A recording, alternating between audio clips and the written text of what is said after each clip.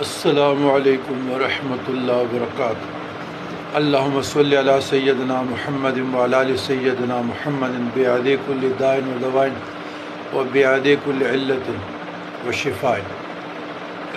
برادران اسلام، سوال کیا گیا کہ بزرگان دین کے ہاتھ پاؤں چھومنا جائز ہے یا ناجائز، بیان و توجہ۔ تو مصروفیات کی بنا پر ہمارے جو ٹیم ہے، دو صحباب ہے، وہ ہمارے فیس بک آئی ڈی پہ ہر قسم کے مضامین ڈال رہے ہیں، اس سے مستفید ہوتے رہیں۔ جواب یہ ہے کہ بزرگان دین کے، مشائخ کے یا اپنے والدین کے یا خاندان کے بزرگوں کے ہاتھ چھومنے میں، ماتھے چھونے، گلے یا اس کے پاؤں چھومنے میں کوئی حرج نہیں ہے، جائز ہے۔ لیکن یہ خیال کیجئے گا کہ اس میں سجدے کا ہیئت نہ ہو، یعنی دیکھنے والے یا آنے والے یہ نہ سمجھے کہ آپ سجدہ کر رہے ہیں، یہ خیال، یا آپ اتنا رکوع کی حالت میں اتنے جھکنے کی ضرورت نہیں ہے کہ آپ کا بالکل جھک جائے، تو پھر یہ شرک میں آتا ہے۔ تو لہٰذا ہم نے اکابرین دیوبند کے فتاوی محمودیہ اور فتاوی بنوریہ دونوں کا مطالعہ کیا، تو اس میں بھی یہ بات لکھی ہے کہ بزرگان دین کے اقرباء اور مشائخ عظام کے ہاتھ پاؤں چھومنے میں، بوسہ دینے میں کوئی حرج نہیں ہے۔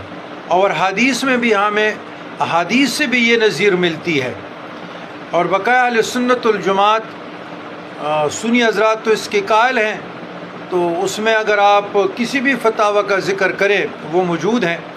تو لہٰذا میں نے بہتر سمجھا کہ میں اکابرین عقائد اہل سنت کے فتاوی جات دیکھوں۔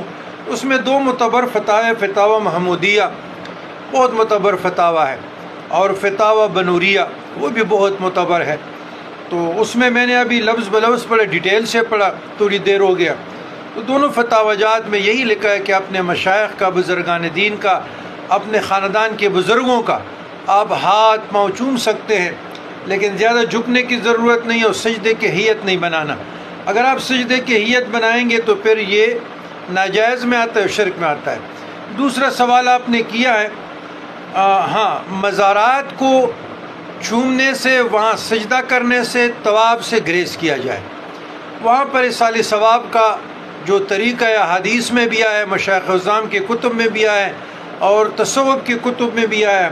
تو وہ جو قبرستان جانے کی دعائیں ہیں وہ پڑھیں، اور قرآن مجید فرقان حمید کی کوئی صورت بھی پڑھیں، سورہ یاسین پڑھیں، سورہ تبارک پڑھیں، زلزال پڑھیں، تکاثر پڑھیں، سورۃ اخلاص پڑھیں، سورہ فاتحہ پڑھیں، قرآن مجید کی کوئی بھی آیت پڑھیں۔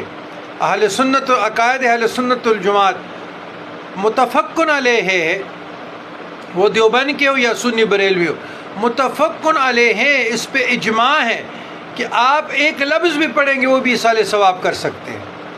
اپنے نوافل پڑھتے ہیں وہ بھی ایصال ثواب کر سکتے ہیں، جو ذکر اذکار کرتے ہیں وہ بھی ایصال ثواب کر سکتے ہیں، جو آپ روزانہ درود شریف پڑھتے ہیں، استغفار پڑھتے ہیں، قرآن کی تلاوت یا نوافل، یہ بھی اپنے اعزاء اقرباء کو، امت مرحومہ کو آپ بیچ سکتے ہیں۔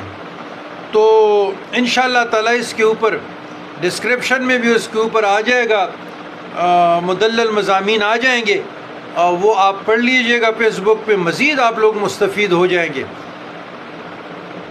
اللہم ربنا آتنا فی الدنیا حسنۃ وفی الآخرۃ حسنۃ وقنا عذاب النار۔